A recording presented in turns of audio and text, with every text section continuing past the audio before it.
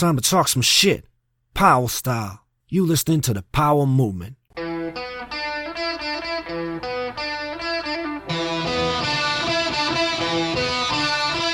Welcome to the Powell Movement. I'm your host, Mike Powell, and this week my guest is Jen Hudak. I hadn't planned on having Jen on the show's schedule until just after the X Games. I was watching the programming and saw that the ski women had limited coverage and reached out to Jen. I wanted to get her take on this, as she is not only a two-time X Games gold medalist, she is an analyst for ESPN. And if anyone could give us insight on why the ski women were still getting the shaft when it comes to television coverage, it's Jen. And that's just the beginning of the podcast. I won't spoil the rest. Before we get into it, I need to thank Dylan Jones at coastprotein.com for sending me the cricket-based energy products. Very interesting stuff that I had to try.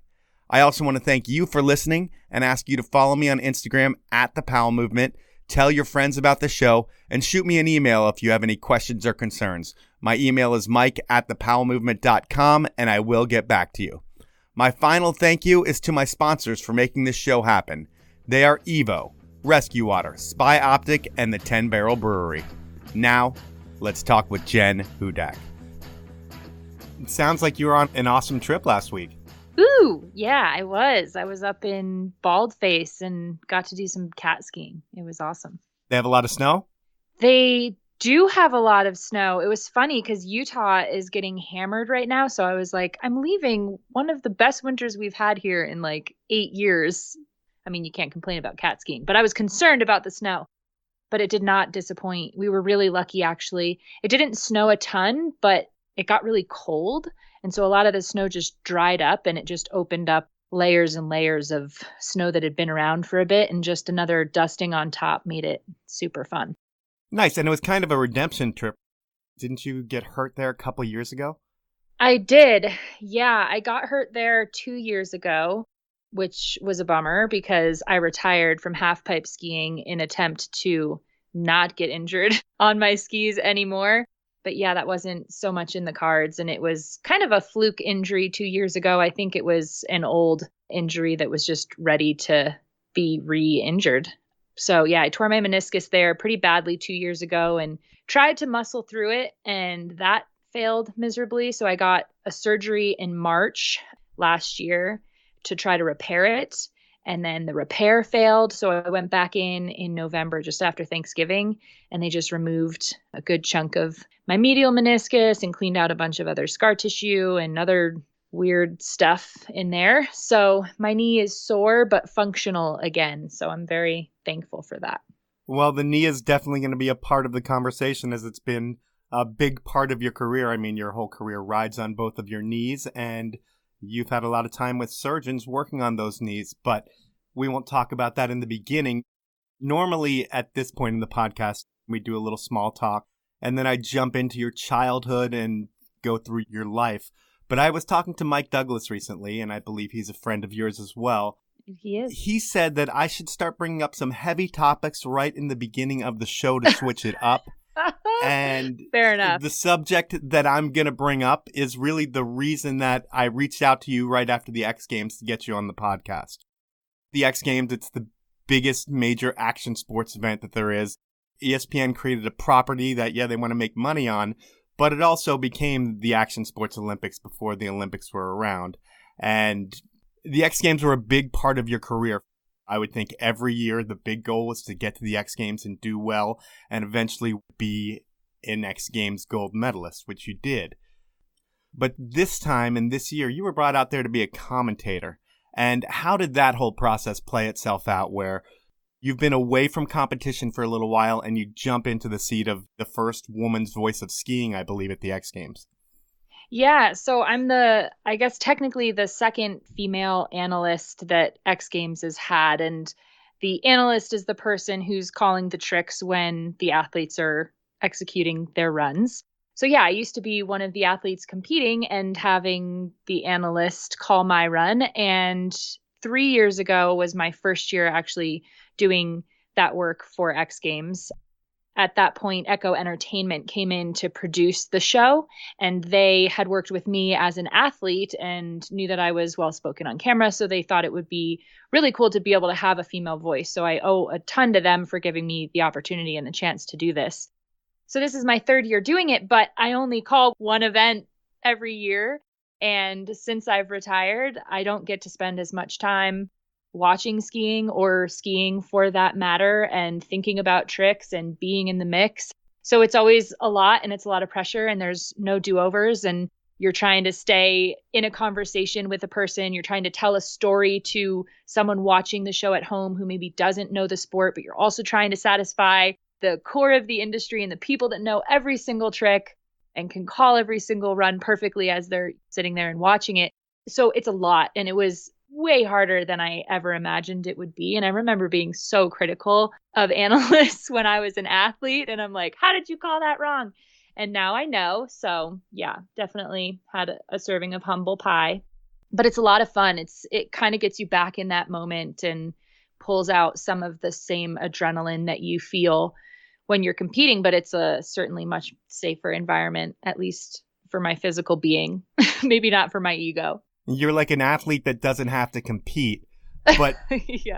Back in the day when you did have to compete, women were fighting for something back then. I mean, you had Sarah Burke, one of the most influential skiers of all time, fighting for what was right behind the scenes.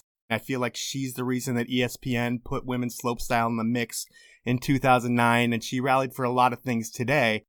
And back in 2009, women's slope gets in the mix. And a quote from you back then, you mentioned that skiing in women, it's always 2 steps forward and 1 step back.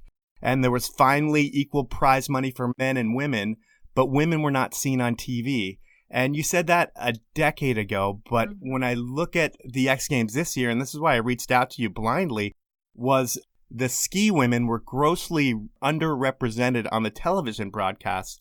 How does that happen 10 years after the fact and at a point in time where you would think that at least the coverage would be equal? Yeah, it's a really difficult conversation, honestly. In the overall landscape of women in sport, as far as television coverage goes, only 4% of sports that are shown on mainstream TV goes to women presently. 4%? 4%. 96% of the coverage is for men. Wow. Yeah. It's kind of like what comes first, the chicken or the egg? Like, does the media change? Do we put women on TV? Do we tell the consumers what to consume? Or are we truly dictating this based on the numbers? And Echo brought us out to ESPN headquarters back in December to sit down and kind of review the show and get ready and prepare and talk about the storylines and really get ready for this year's X Games. And we pulled up a slide that had the broadcast schedule slotted out, and it was less coverage this year than last year. And I'm like, how are we going backwards on the women's side? So I brought it up because I felt compelled as being one of the few women in the room and one of the few female on-air talents in the room. So paint the picture. Are you in a conference room with like 10 other people? You see the schedule and you jump in? Yeah, we're in a conference room. There's probably in total like 25 people in the room. So it's a mix of people at ESPN that work on X Games year round. And then it's also Echo Entertainment who's in charge of the talent, the on-air talent. So myself, Tom Wallish, Uncle E, who's doing the play-by-play stuff, all the guys on the snowmobile and snowboard side as well. And then the host set talent. So Jack Matrani, Brando, all those guys. And they show some stuff on ABC, some stuff on ESPN, some stuff goes straight to what they call a world feed. So that's going to be on the internet, and then other countries can pick it up and push it out on their TV. But world feed is not shown on major US networks. At least that's my understanding of it. And I noticed that the women's ski had just very little coverage. Women's big air was going to be shown on TV later. It was like on ESPN2. It wasn't going to be live, but at least it was going to be on air. And I think that was it. That was it, yeah. Everything else was slotted for world feed. And that's insane, especially on like big air and slope side of things right now. Those women are crushing and make such an exciting show. And I just don't understand how it's different. And so the conversation was carrying on, and then I inserted myself and said I would feel like I was doing a disservice. I feel it's my obligation to ask this, but how do these decisions get made? How are you deciding who's getting what time slot? And the answer is that it's based on viewership and numbers from the previous year. So they take in everything from the views on YouTube to who's watching on Facebook Live to who's tuning in and watching on their TV set. And then they base that viewership data and do whatever configuration and calculations. And then they decide who's going to get what airtime the following year.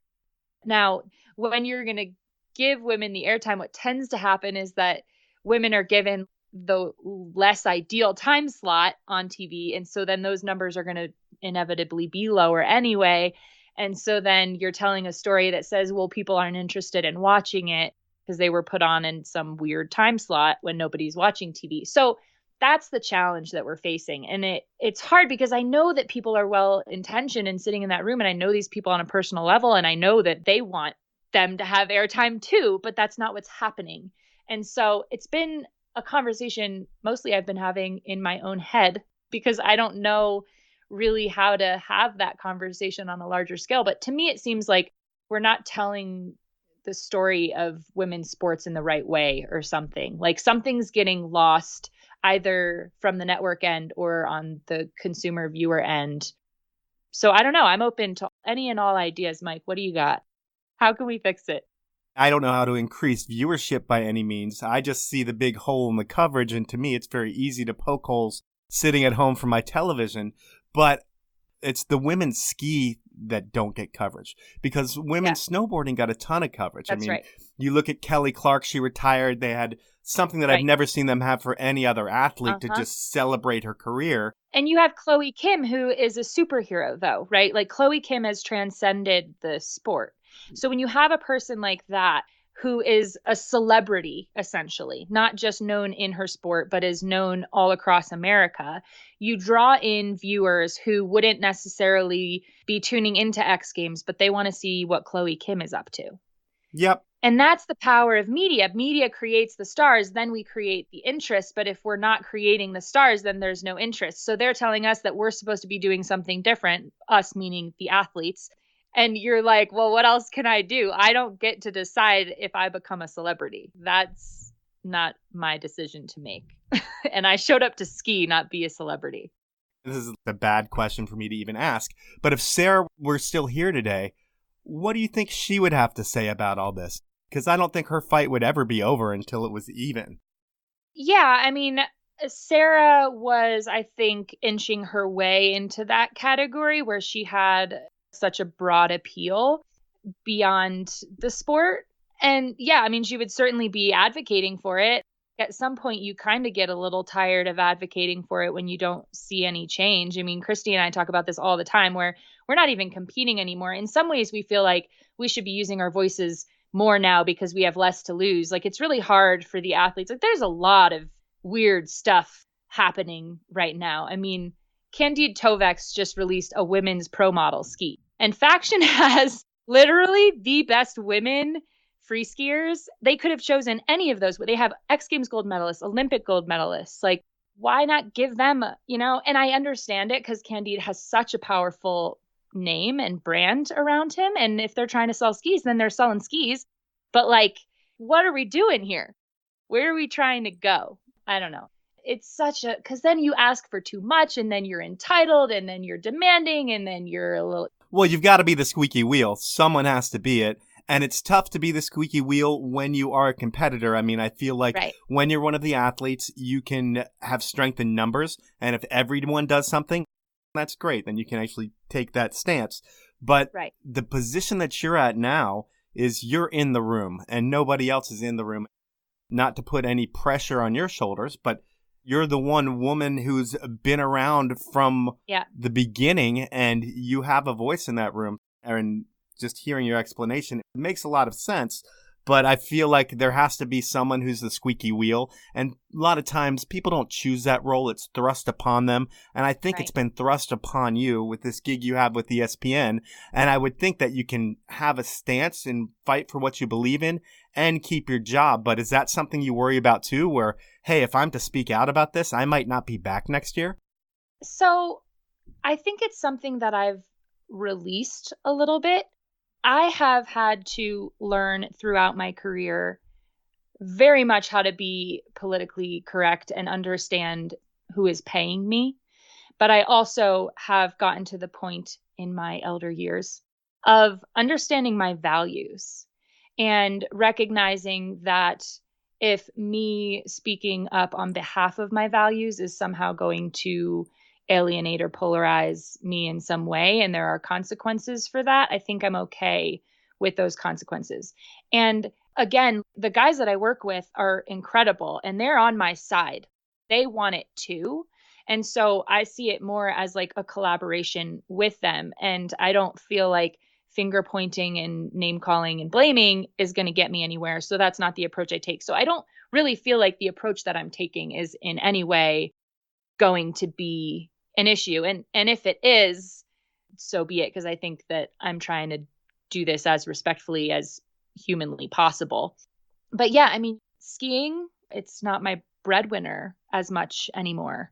So there's less for me to lose in that regard. And I know how much the women are putting into it. I know what it takes physically and mentally to show up and do this sport and to try to compete and to try to be the best in the world at it, which everyone that shows up at X Games is trying to do. And it's hard enough to get sponsors support that I just feel like anything that I can do to kind of alleviate that is good. And then I also feel like sometimes I'm like, is this my fight anymore? It's always your fight. Yeah.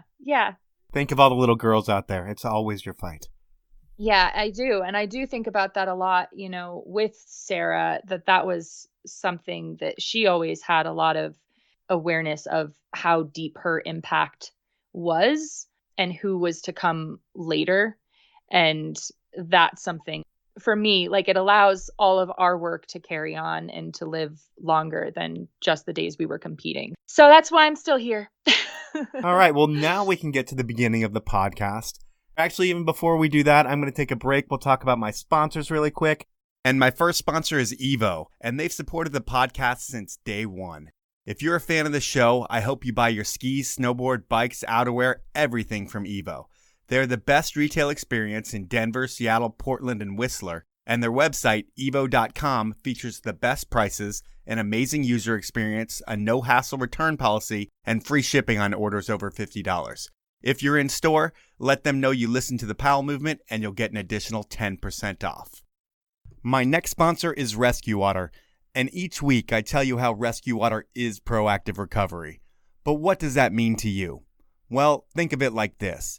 If you're really tired, you skip the coffee and grab an energy drink.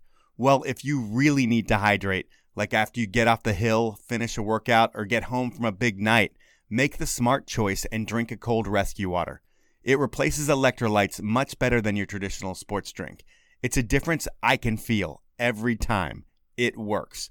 Make it work for you by heading over to rescuewater.com, that's resqwater.com, and save 20% on a 12 or 24-pack case with the code RESQWaterTPM. That's all one word. Rescue Water is also available on Amazon. Those are my sponsors. Now we will get into the beginning of the podcast, and I think life for you begins in Connecticut, Hamden, Connecticut, the land of the sleeping giant. That's right. Sleeping giant. And it seems like one of those places that is just picture perfect. Other than maybe zero diversity, it's like Fortune magazine ranks it as like the best place in the world to live. And is it one of those places where people make a ton of money and commute to New York City on a daily basis? No, actually. So Hamden is just north of New Haven, Connecticut. And where I grew up was actually quite diverse, which is somewhat a misconception. I feel like a lot of people have this image of Connecticut as that picturesque cookie cutter thing is like Fairfield County, where people do pretty much live there and then commute into New York every day. I was a little bit further north. There's definitely some of that still going on, I'm sure, but I never really identified with that Connecticut stereotype. Maybe I should have. I get embarrassed sometimes to say Connecticut because I think then people are going to have this certain image of me in their head. And I'm like, that's really not me. Did your dad work in the city? My dad did not work in the city. Okay. No, neither of my parents did. I had a wonderful childhood and am super appreciative of where I'm from. And growing up, did you play any team sports or was it all just skiing? I did. Yeah, I played soccer. Soccer was my earliest team sport. Skiing was my first sport. And then I tried basketball, but that did not go well because it turns out basketball is not really a contact sport. Like they pretend it is, but I just got fouled out of like every game. So that didn't go well for me, which is fine because it was also a winter sport. So skiing was certainly the better choice there. And then I played lacrosse. So now I totally am sounding like the Connecticut prep kid. Pretty much, but I'm just going to let you paint that picture. Yeah, I played lacrosse as well. I was quite a good lacrosse player. Was deciding at the end of high school whether I was going to go to college and play lacrosse or be a pro skier. And I obviously chose the latter. So, is your family a big ski family? Is that how you get into it? Yeah. So my dad, he was a ski patroller at Brighton for a few years. He got his PhD at the University of Utah, and my mom and dad met in Utah in the late 70s. And he was a big skier. My mom, she loved the mountains and outdoors, but she was never much of like a downhill skier. She would like backpack and climb and snowshoe. She does snowshoe, yes. So when they moved to Connecticut for career stuff and started their family, my sister and I were born, their intent was only to stay for a few years, and they figured they would get a little cabin in Vermont to appease their mountain urges. So they did. And we would go up to Vermont pretty much every weekend, year round. We were up there a lot. And I was on skis by the time I was like 3 years old and learned how to ski in my backyard. My dad, he drilled a hole through a 2x4 and then put a rope through it. And he would put that 2x4 between our legs and pull me and my sister up our driveway and then like ski back down it. So that's how I learned to ski. And I don't actually remember ever not knowing how to ski, which is kind of an interesting to think about. Like most people don't remember learning how to walk, and I don't remember learning how to ski. And it's been in my life ever since. So you're a weekend warrior. Okemo, Vermont, I believe was your mountain. And I've already talked about the Vail acquisition with another Okemo local that you might know, Josh Malchek. Oh, yeah. He let me know his thoughts, but what do you think about the Vail acquisition? Well, I haven't been to Okemo in many, many years. But Okemo, I think it actually, I mean, if I'm being totally honest, it's a perfect acquisition for Vail. It checks all their boxes. But I mean, if you're trying to get into my actual opinions on just Vail in general and the whole conglomerate, that's a different story. No, I don't think we need to really get into that. I was just thinking that if it did have a lot of sentimental value and then the big corporate guy comes in and destroys all that sentimental value, then I wanted to hear about it. But it doesn't sound like that's the case here. No, because I live in Park City too, and Vail acquired Park City a few years ago, and everyone was up in arms. Doesn't Park City still own the parking lot or something like that? Oh gosh, probably something ridiculous like that. But honestly, like Vail has been good for Park City. It's more crowded, and I'm sure that annoys people, but it's been good for the town, and it's been good for the ski resort, and there's better lifts. So as far as Okemo goes, like I think that little town needs a little injection. It needs a little boost. So I'm going to remain optimistic about it and look at it as a really good thing. At Okemo, like a lot of kids, you ski moguls, and that becomes a serious thing for you. And you end up on the freestyle team there. And just curious, what year is it? So that was 2001. So I was a sophomore in high school. And that was when I joined Okemo Mountain School. I started going to Okemo Mountain School. So 3 years prior, I joined the freestyle team.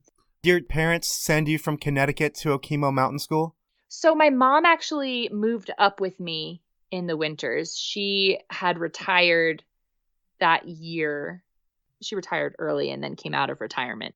But she ended up tutoring at Okemo Mountain School. So the way that the school is set up, which is common on the East Coast. It's a little different out West, but I would have my home school in Connecticut. So I'd be there for soccer season. And then in the winter, I'd move up to Okemo. We'd live in our house. And basically, they have tutors at the school that keep you on track with your homeschool curriculum. So all my classmates in Connecticut and what they were doing, I would basically be staying on that same program, taking tests when they were taking tests, but they were just proctored at the school or on the road by my coach or whatever it was. So yeah, I did that my sophomore through senior year of high school. And prior to that, I was a weekend warrior. So I never skied more than 2 days a week until I was 15. So you totally sound like one of those stereotypical Connecticut type folks. I totally do. But you weren't. You told us earlier. I totally wasn't, but I totally was. Okay. And how do you make the switch from Moguls to Halfpipe? Because it seems like your career takes off really fast once you do. It did take off really fast once I did. And I think it was like a perfect storm of my skill set and also the timing and my location. There were not a lot of women skiing halfpipe on the East Coast. Because I was a mogul skier, I was integrated in the USSA circuit. So I was already traveling the East Coast competing in mogul contests.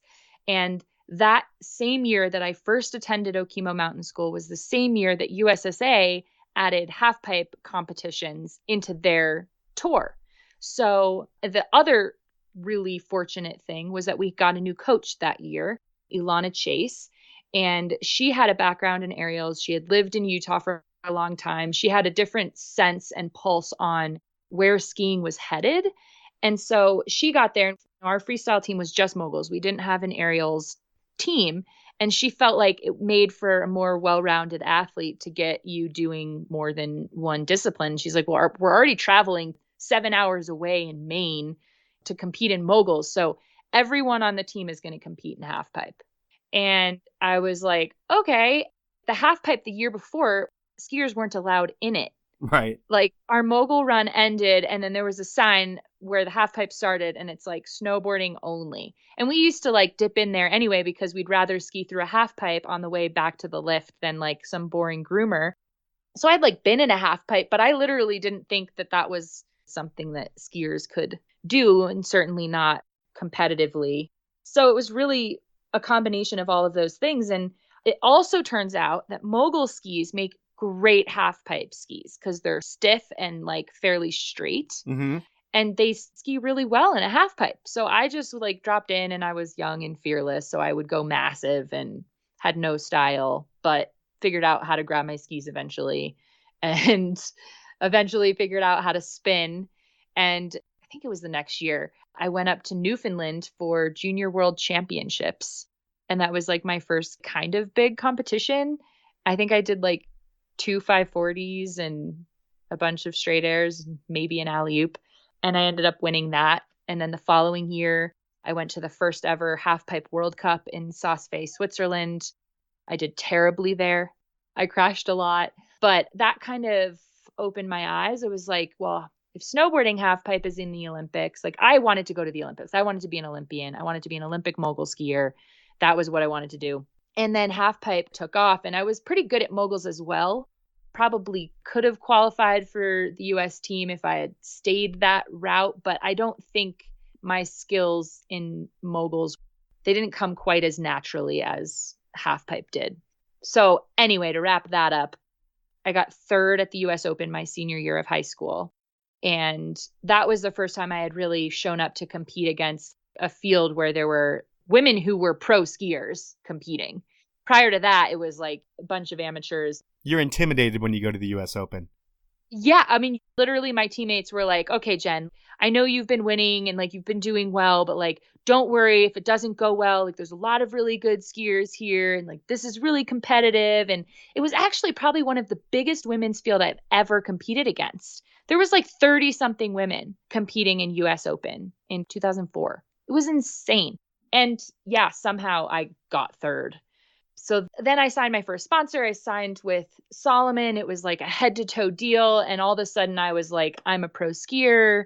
I deferred college for a year to give the pro skiing thing a shot. And yeah, and then I just never looked back. Like once I moved out west, I competed in moguls for one more year and then was like, yeah, that is just a waste of my effort. Like, I gotta follow this momentum. Yeah, I mean, you could see where your placements were in Moguls, and they're in the 30s at some contests. And right about 2003-04, you were on fire for like 6 years. Yeah. Every contest, you're in the top 3, it seems like. And yeah, your career's taking off. And it happens so fast for you because you can work really hard. And it's still going to take you a while to get to where you want to be on the Mogul team. Yeah. But to where you are, like you said, with the timing. And really, I think the neat thing that I didn't know was Elana or Elena, I probably am saying her name wrong and it doesn't matter to me. She was your coach, and she's famous for coaching so many amazing halfpipe skiers. Yeah. Same Elena, right?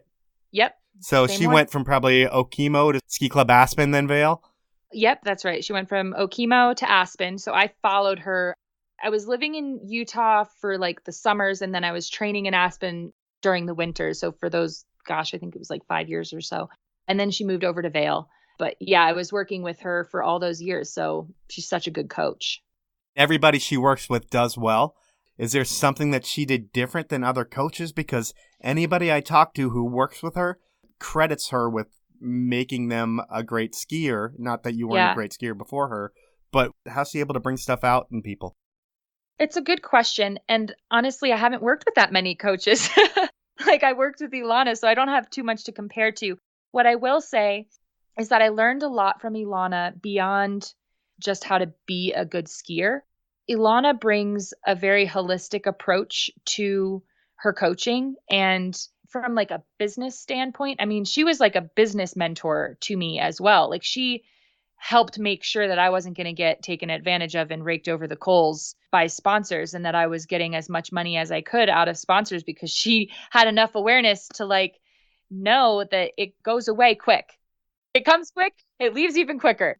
So she always had a really good perspective with that. And then she approached competition. It's two parts, right? Like, you have her who has this really incredible strategic brain, and then a really good ability at picking out minute details of what you're doing. And I think her aerial background helped her with that. So she's a really good technical coach. She's a really good strategic coach. And if you can stick with the plan that you put together and you stick with it long term, it pays off.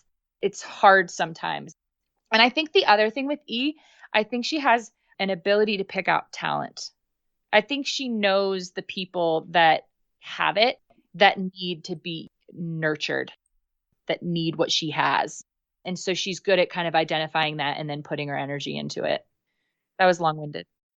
I was doing some research on you, and it seems like at this point in life, or maybe a couple years before, there's a body image thing with you.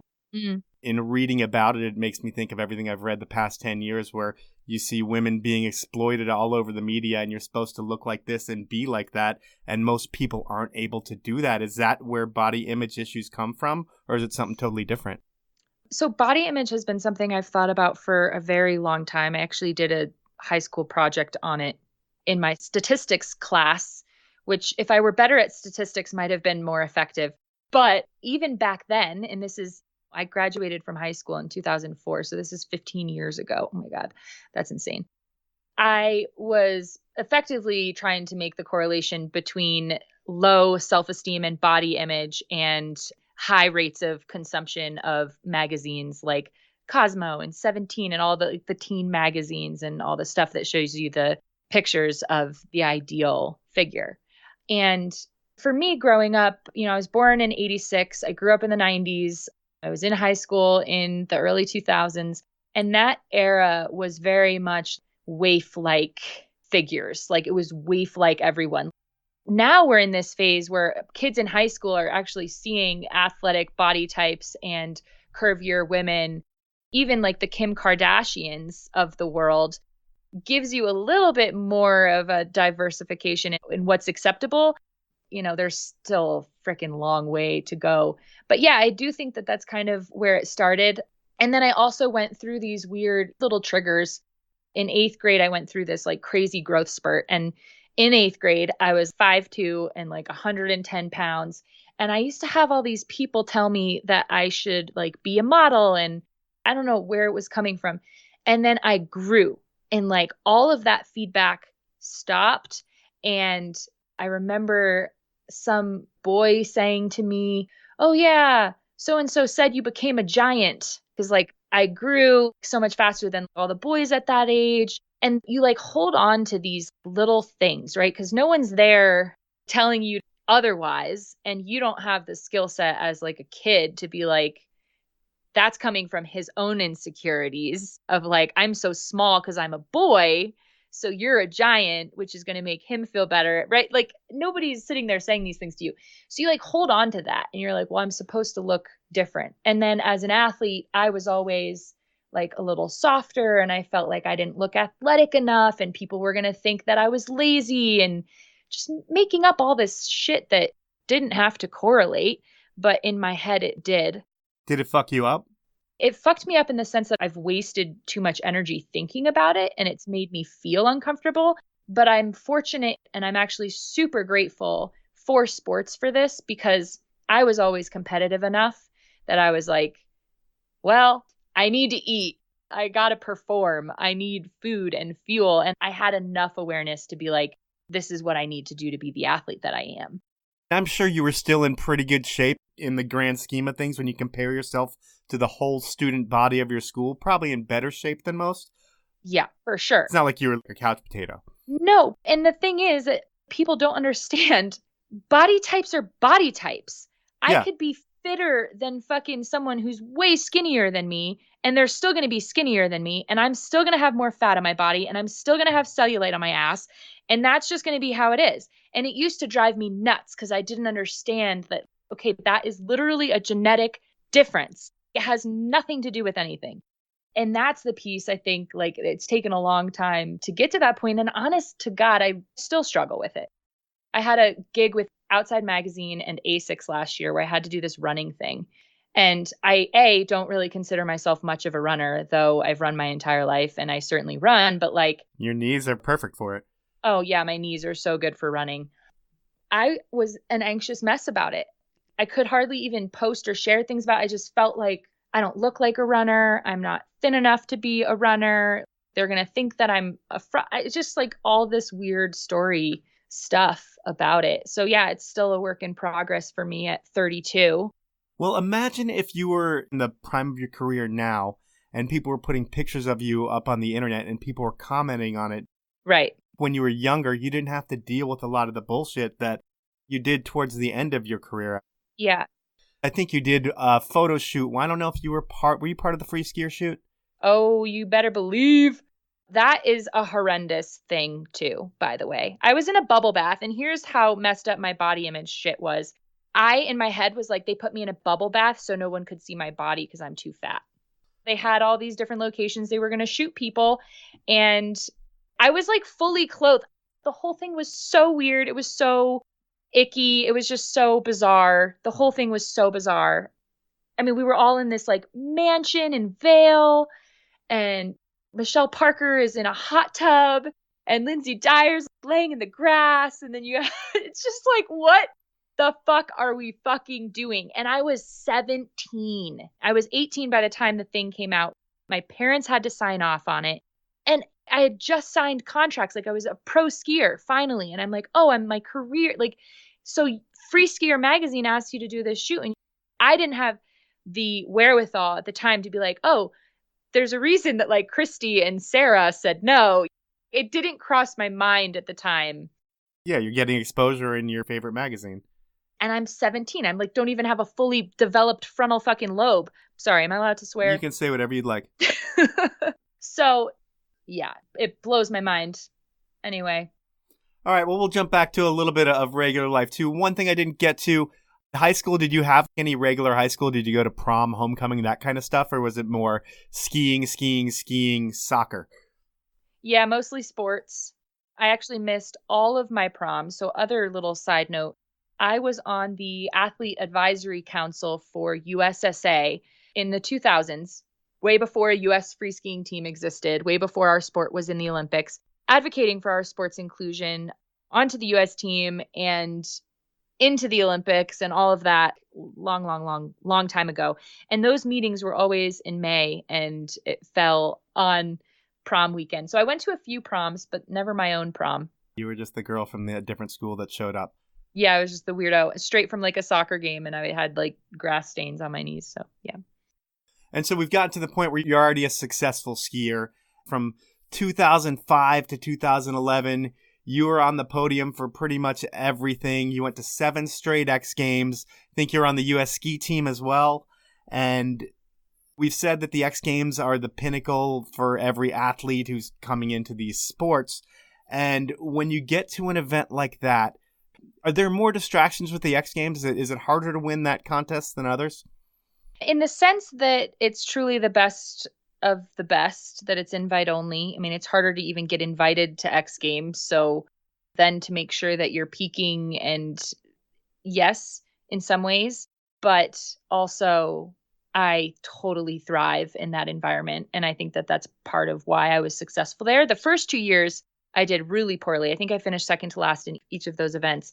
And that was because the energy there was too much for me. As a person that young, I was not experienced enough, and I had so much adrenaline and excitement all the time that being around the excitement and the energy of the crowd pushed me beyond.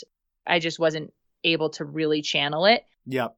And then I kind of figured out how to start being able to channel that energy and totally put it toward my skiing. And I love X Games for that reason. I love the performance component. I love competing under the lights. I love competing in front of a big crowd.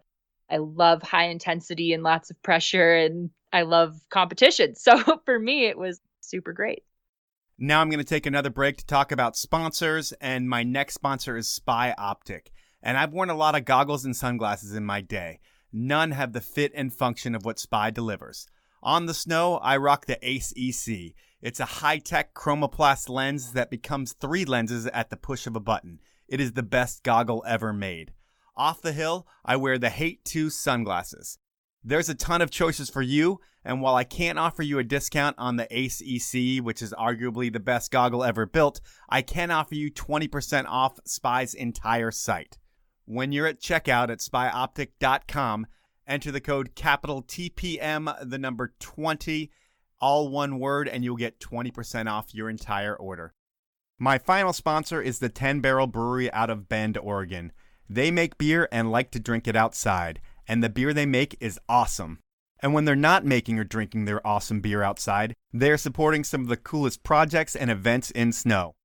On March 23rd, there's the Goggle Tan Rail Jam at Ski Bowl. On March 30th, another Hella Big Air at Mount Bachelor. And the third and final Hella Big Air stop has been confirmed at Sierra at Tahoe on April 6th.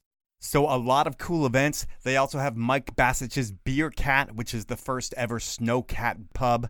So next time you're out buying beer, support the brand that supports you, the 10 Barrel Brewery. You can find out more about the events, their pubs, and the beer over at 10barrel.com.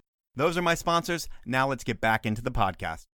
You've got a few bronze medals, and then you get a silver medal. And then towards the end of, I believe, the 08-09 season, you end up destroying your knee in Utah, ended up having some crazy bone graft procedure, which I think gets you on snow in 6 months. But what happens with the injury? Because I think it's the first of many.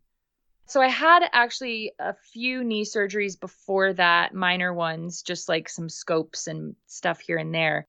And then this 2009 thing, I had some cartilage damage, and I tore the posterior lateral corner of my knee. So it's like one of the lateral stabilizers of your knee. And my surgeon, Dr. Kevin Stone, he's out in San Francisco. He was one of the first to really start playing with stem cells. And he basically microfractured where the cartilage damage was. He harvested some stem cells from a non-weight bearing part of my knee and made it into a paste, and then adhered it over where the microfracture was. So the stem cells had blood flow from the microfracture, and then the bone had stem cells to actually turn into cartilage. So instead of having a scar tissue layer there, I have an actual cartilage surface that absorbs impact effectively. And I recovered super well from that and was back on snow. You're correct. In 6 months, I went down to Chile and skied down there a little bit and got back to competing about 9 months after that surgery. And that year, was virtually unstoppable. I got second in my first contest back, and then I won every other contest that year, including X Games. by far the best year of your entire career. You get your first X Games gold. You get another X Games gold in Teen France. WSI, I think you have the AFP title. So you're crushing it in the competitive arena. And I would think the financial side of skiing has to be going really well for you. And at this point, who is paying you to ski at the height of your career? So my sponsors then were Vocal. I was actually Vocal's first X Games medal. So if you want some ski trivia, now you have it. I think I was with Giro at that point, and Under Armour were the main ones. I signed Rockstar after that year, but those were the three main ones. I might be forgetting somebody in there, and so forgive me if I do. I'd have to go back and look. They're not going to cut you from the team now, so it's okay. Right? It was a good year, and yeah, financially, I mean, to be perfectly honest, I was waiting tables the year before. It's rags to riches story then. Yeah. That year went well, but prior to the US ski team, I had to figure out my own insurance. So that knee surgery that I had cost me 20 grand. Jesus. Insane. So I was waiting tables because while I was still making decent money from sponsors, but by the time I was paying for all of my travel and everything, and then ended up having knee surgery, it just wasn't comfortable. So yeah, I was waiting tables. Back to skiing. You're coming off the best year of your career. At this point, you probably are aware that Halfpipe's going to be in the Olympics in Sochi, and you have to be at an all-time high confidence-wise. You must think whenever you get to an event, this is mine to lose. I had so much confidence that I didn't even realize it. Like at X Games Teen that year, before the contest, I just went into a store and bought 2 bottles of champagne. And didn't even think that that might have been like an arrogant thing to do. I was just like, oh yeah, I'm going to win. It was just a whole other level. And it was a really incredible feeling. And it was also very fleeting.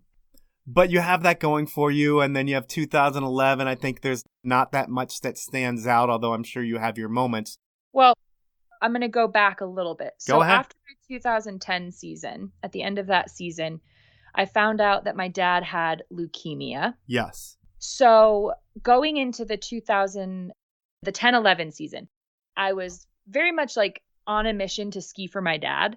And as far as confidence goes, like my peak confidence in my ability to ski was actually in 2011. I skied the best run of my life in X Games and landed a 10 and went to turn around and caught an edge and fell. Ended up getting 5th in that contest. The judging was starting to shift from rewarding more amplitude to rewarding low amplitude, super technical. So I wasn't getting scores that I was used to getting. My ego was taking a beating. I was just in a weirdly toxic, intense place in my brain. Yeah. And at the end of that 2011 season, I was in teen again, where the year before I bought champagne before I competed.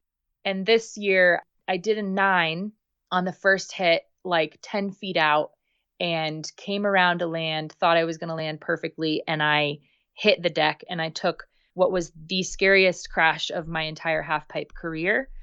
And I wasn't able to admit it then, but that was the crash that forever changed the rest of the trajectory of my career. I got concussed.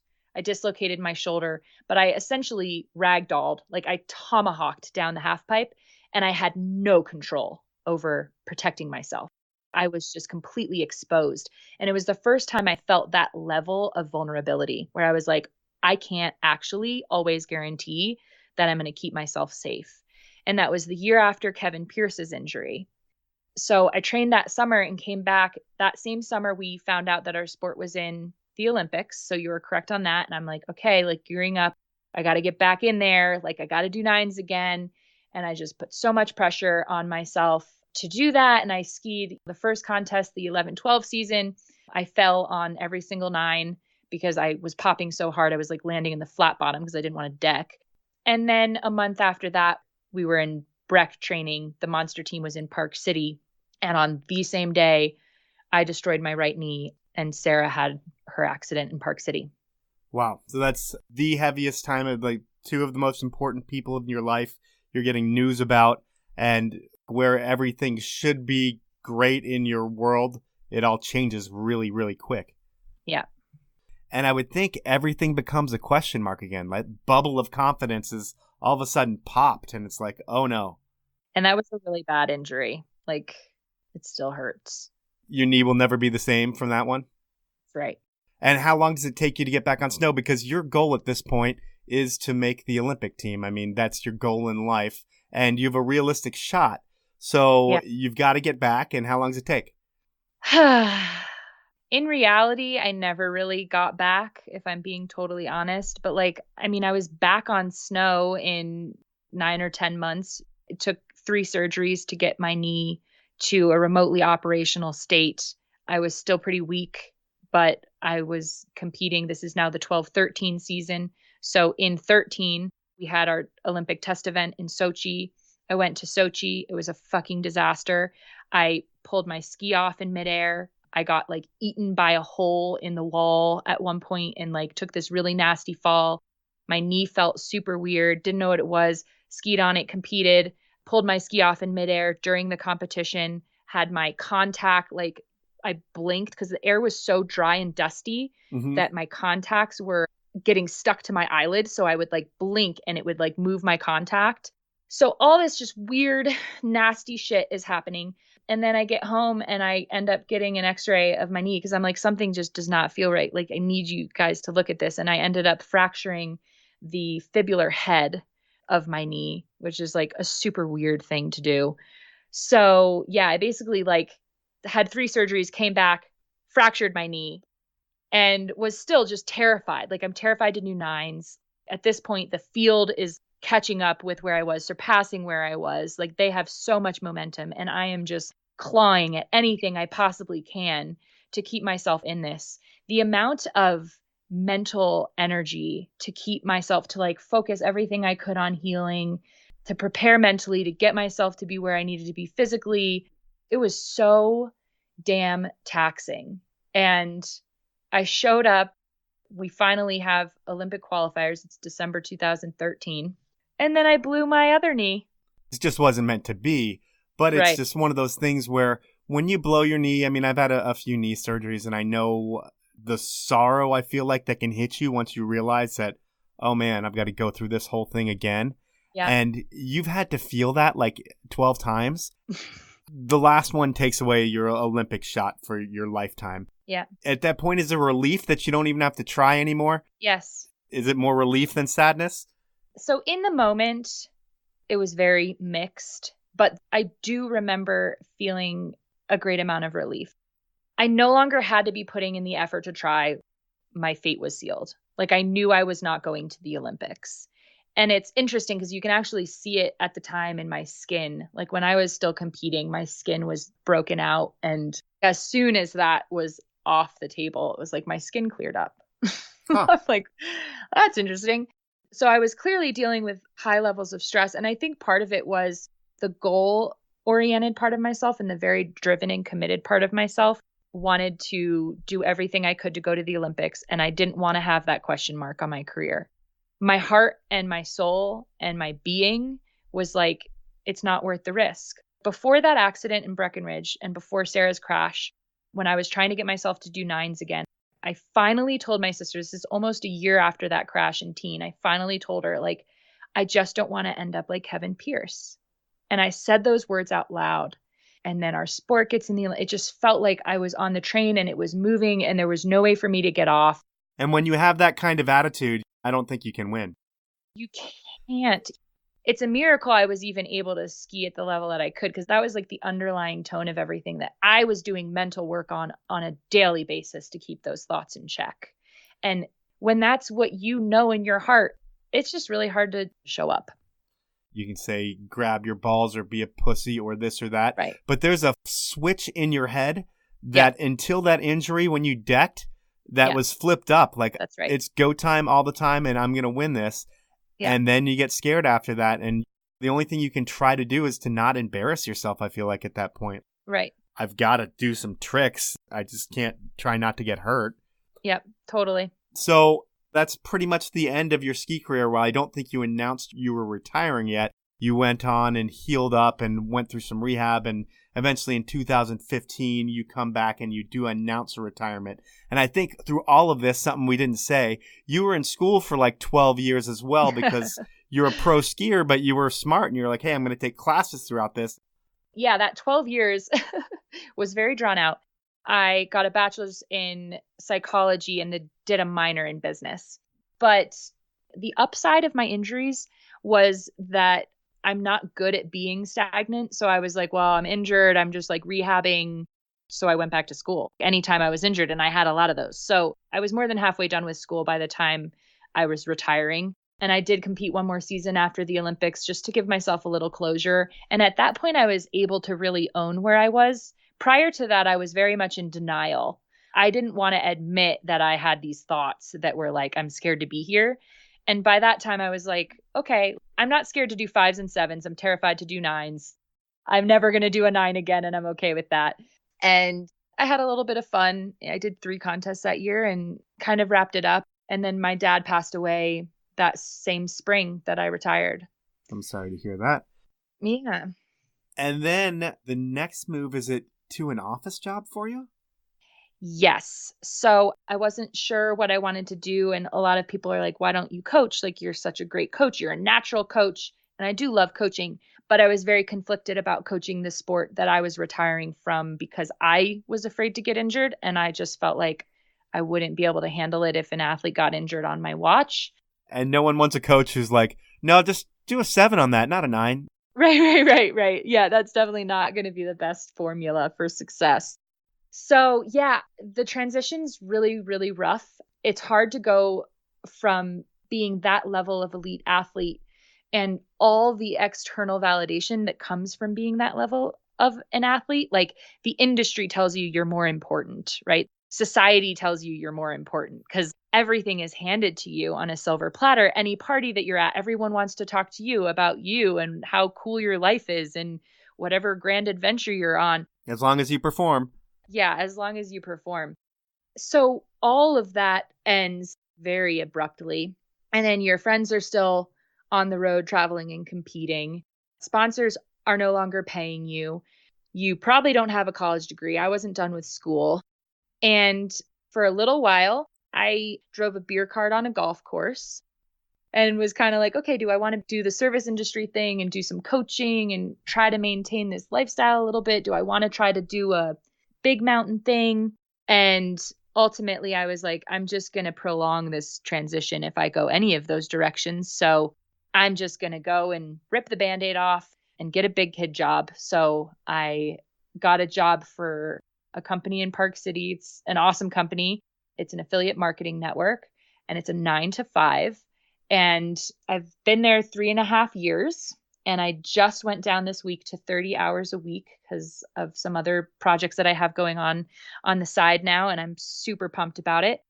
But yeah, that was a super eye-opening process and very much led me to what I am doing now, which I'm super excited about, which is a program that I'm developing called Act 2, which helps retiring athletes navigate the transition through retirement. You have like 65 things going on, so you can say that that's just one thing, but you're a life coach, you have a teardrop trailer business, Yeah.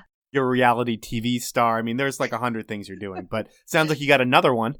Yeah, the life coaching thing and Act 2 kind of go hand in hand. So I've been doing some one-on-one life coaching. And being in a 9 to 5, I think it works for some people.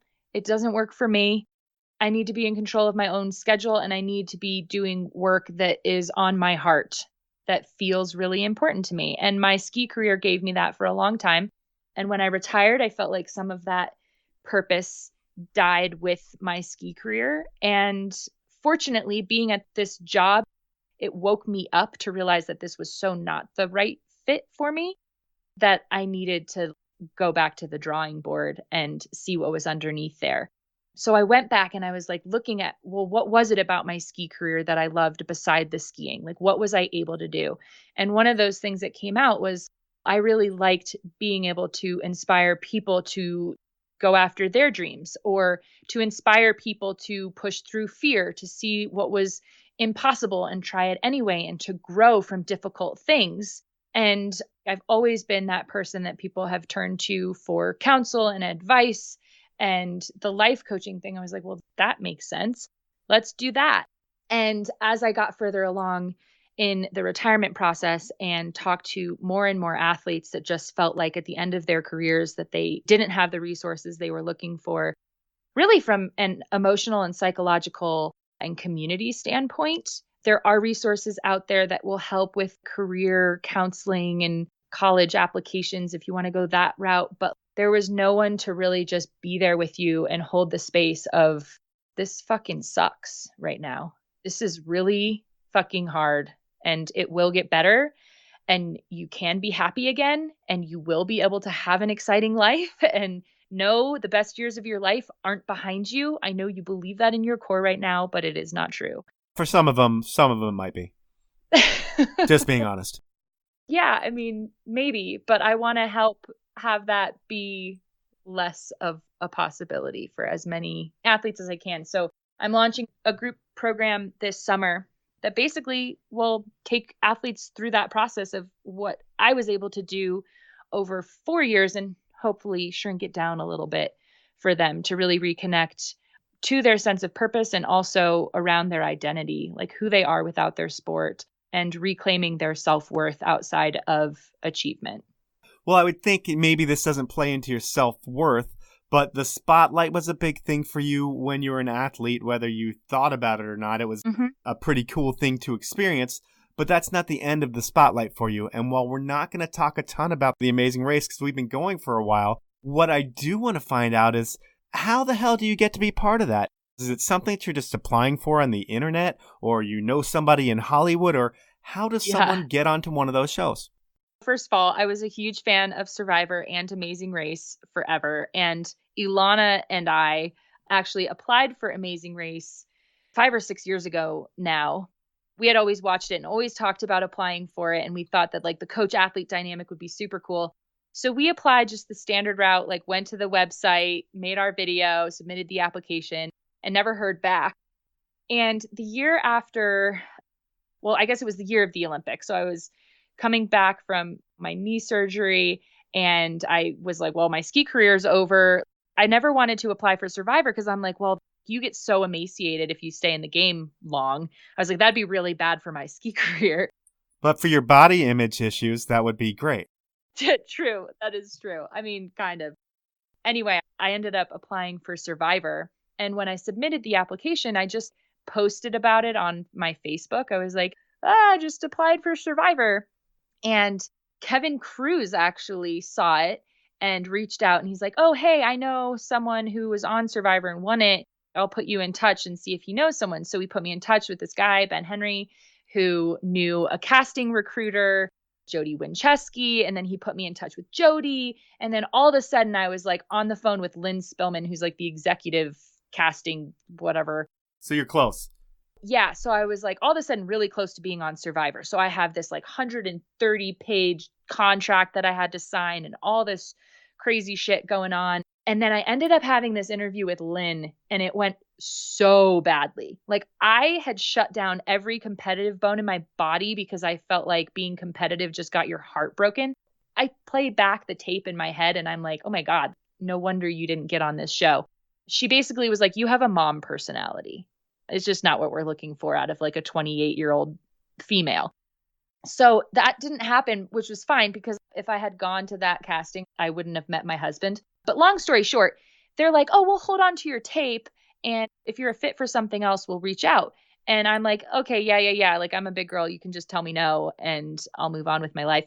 So 3 years later, I get a text message from another casting recruiter saying, do you want to be on Amazing Race? So they literally hold on to your tape when you make it that far along and they go back through and they're looking for a certain archetype for casting. And so I get this text and I have the phone call and they're like, this is what we're looking for. We're doing this kind of like dynamic duo thing. So you need to find a partner. And Kristy was one of the clear picks. She's already a reality star. Right. She's already a reality star. Well, that actually almost was a deal breaker because it was a different network. And they're like, oh, I don't know if it's going to work. Long enough ago that it was fine. I actually threw Elana's name in the ring as well because ultimately the show was going to decide who my partner was. I was like, here are the people to choose from. And I was like, well, Kristy would be freaking phenomenal. I mean, she won Superstars. I'm like, her skill set balances my skill set so well. So yeah, we went through all of the casting process, flew to LA. They take you through all this crazy psych testing and IQ testing. And Who's smarter between you and Kristy? I think we have different smarts. They actually didn't tell us the results, but I have a... It was probably you. Yeah, I actually really liked the IQ testing. I was like, this is so fun. And the whole casting process was like a competition for me. So I think it was pretty much a shoo-in, just us being there. But that was awesome. And then the show itself was freaking insane. It was such a wild ride and so much fun. And we totally kicked ass. We did so well. We were a super strong team, and it was cool to be a strong female team. They've had some female teams win, but no female team that has come in the whole way and like been consistent and done super well. You guys are in the top 3, it seemed like, every challenge you guys did. Yeah, we finished top 3 in every leg. So you guys crush it. Now, before I get into the final segment of the show, I want to give you the opportunity to tell me what bothers you about Kristy. What bothers me about her? Yes. Okay, here's what bothers me about her. And she'll probably laugh at this, but as soon as I decide on something, she'll like have to like change her mind. She'll be like, oh, whatever you want. And then I'll like decide on something. And then she's like, well, what do you think? Maybe we should blah, blah, blah. We got in a little argument in Thailand about which frickin' detour to go to, whether we were going to do the frogs or the elephants. It was really funny. Okay, well, I'm glad you brought something up I thought you might not. And then I was going to tell you that at this point in the show, we go into something called Inappropriate Questions. And with Inappropriate Questions, I talk to someone who you know. In this case, it is Kristy Leskinen. And she has the opportunity to ask you 3 of whatever she wants. And it can be embarrassing. It can make you mad at her. It could be anything. And I'm going to play you question number 1 from former pro skier, one of your peers, competitors, and then ultimately your teammate on The Amazing Race, Kristy Leskinen. Here we go. All right. Thanks, Mike, for giving me the opportunity to ask Jen 3 inappropriate questions. I think I said when I was on the show that I'm not very inappropriate, but I definitely thought up some good ones for her. So my first question for Jen is, what was the more difficult challenge mentally? Training to win something like X Games or transitioning from athlete to retirement? Like Kristy said, not very inappropriate at all, but a good question because there is a big transition. So what do you think? Yeah, absolutely. Transitioning out of skiing was much harder because training for X Games, you know what you're training for. And I think one of the hardest parts about the retirement process is like you don't know what you're training for anymore. You don't have that like compass direction, at least not for a while. And that is a really uncomfortable place to be. And I would think for you, maybe it might be different than with a lot of people, because I would think some people retire and they're missing that adrenaline rush every day of scaring themselves. But at the end of your career, you were scared too much, and maybe It was a good change of pace too. In some ways, but I think that is probably is another one of the harder things. I miss the competition moment and that pressure. I think that's why Amazing Race was so fun, because I got to turn that part of myself back on for a little while. But yeah, the scared piece, I don't feel like I need to scare myself too much anymore. No, I think you've proven all you need to prove. We're going to go to question number 2. My second question for Jen is, Jen was one of the earlier girls in the industry, and since women's opportunity issues are on more people's minds now than ever, what were some of the challenges that you faced that maybe wouldn't happen today? And was there a specific instance where someone said something or did something that still sticks with you today? Now, this is a great inappropriate question. This is what this part of the show is all about. Go ahead and run with that question, please. Oh, gosh. Well, I mean, we already touched on some of it, like the Free Skier magazine women's issue back in the day.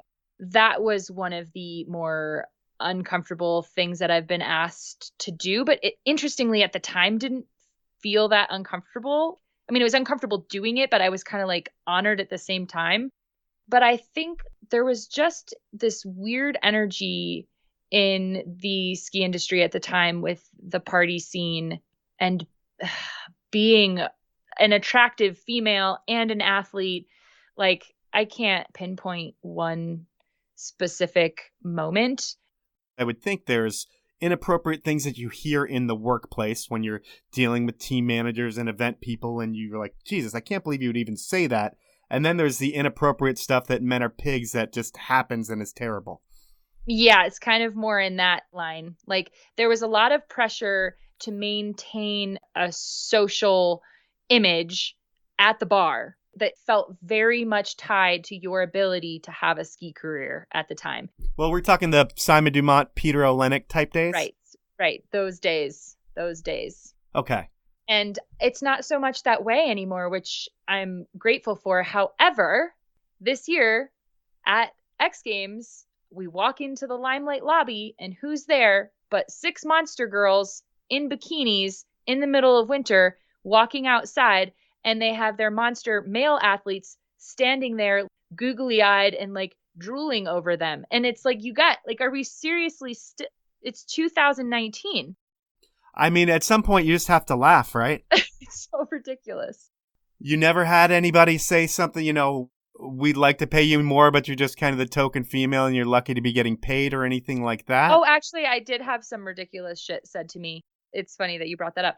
I'm not going to name names, but I did have a sponsor who there was a change of like team management, and they were slashing my contract while quadrupling a male teammate's contract, and then basically telling me that I had been overpaid for several years. And so now they had to like slash my contract. Which is crazy because based on the medals that you've won, there is no arguing the exposure you got for that brand. But we'll leave it at that and jump into question number 3. Who is the best Amazing Race partner ever?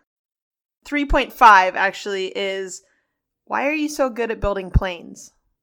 You're going to say that she is the best Amazing Race partner ever, I would think, because I think that's what you're supposed to do. But I don't know what she's talking about with planes. I mean, is it paper airplanes? Is it model planes? What kind of planes would it be? And it's not very inappropriate. It's almost kind of like a Yanni question, but maybe it's got a great answer. So, Kristy is the best Amazing Race partner ever. And actually, the plane thing ties in really well to how much of an amazing race partner she is, because the final episode of Amazing Race, we were in the lead the entire leg, basically, and got to the final challenge, which involves building an airplane. I read about this. Laces out, Jen. Yeah, laces out. So turns out that I shouldn't have actually looked at how to properly build an airplane, because all that really mattered was the picture images part of the puzzle that I was trying to solve. And so essentially, to put this simply, I had to put an airplane wing on backward in order to get a puzzle right. And my brain never allowed me to do this because that's not an airplane. That is a plane that will never leave the ground. And I am very logical. So sometimes I stand in my own way. And in that moment, I left that challenge feeling like I cost Kristy and myself $1 million. And I was the sole person on the puzzle. Kristy was not able to help me with it. And she had my back on it the whole entire time. Like, there was no part of Kristy that was like, oh, well, maybe if I had done it, we would have been able to win. Like, nothing of that nature ever came out from her. To you. Yeah, right. Not to me. But even publicly, I mean, she has made statements. Like, there were people that were like, do you think it would have been different if you were doing the final challenge? And she made a public statement that was like, absolutely not. I stand behind my partner 100%. And yeah, unfortunately, there was a bit of an issue. It was an issue on all of the puzzles. So all the teams had the same situation, and some of the other guys didn't notice or whatever. I mean, they figured the freaking puzzle out and I didn't. But it's one of those moments very similar to not going to the Olympics and being that close to having a dream realized, where if we get too attached to those final outcomes, we set ourselves up for a lot of disappointment and missed enjoyment in our lives. Like, had I made my entire ski career about whether or not I went to the Olympics, I would have missed out on everything else along the way. And it's a lesson that I think I was still meant to learn. And that's why it presented itself again with the Amazing Race. And so I'm trying to be more mindful of that in my life now, that what we're doing every day in pursuit of those goals is truly the moment that matters. And if we can't find enjoyment in our everyday, we're doing it wrong. Well, I kind of look at it as like you've had two of those experiences where you are so close to reaching your goal and you don't. And the third time's a charm. The next time you're in this situation, you are going to get to feel what it feels like that you've been trying to feel your whole life. You'll get it there, and then you can figure out if it was worth it or not. But you still got to ring that bell. You haven't been able to do it just yet. I like that. Well, I want to thank you for your time. Your career has been an awesome one. You were a very important person to the women's movement in the beginning, and you're even more important now, although you may not see it, but I hope you do, and I want to say thank you. Thank you, Mike. I super appreciate you taking the time to chat with me and bring light to some of these issues. So that was time with Jen Hudak, and I know I said it in the podcast, but if things are going to change for women, the boat is going to need to be rocked. And right now, I don't see many women who are in the ski competitive space who can be those squeaky wheels. And I feel like if anyone has a voice that can be listened to right now, it's Jen Hudak. And I put the future of women skiing on her shoulders. At the end of the day, I just want to see equal coverage at the X Games. I want to see the women on television. I want to see them make the same money as the guys, and it shouldn't be that hard to do. I mean, the athletes don't get that much prize money as it is, and while the TV part may be a little trickier, make it happen. That's my 2 cents, and even with all the criticism that may come out on the podcast, you still have to hand it to ESPN for the continued support of action sports and for creating a platform like the X Games that changed a lot in the landscape of what a pro skier or snowboarder or even super modified shovel racer can be. That's the show for this week. I want to thank you for listening, ask you to review me on whatever platform you listen to me on. It does help the show grow, so I thank you for doing that. And I want to thank my amazing sponsors. They are Evo, Rescue Water, Spy Optic, and the 10 Barrel Brewery. Have a great week, everyone.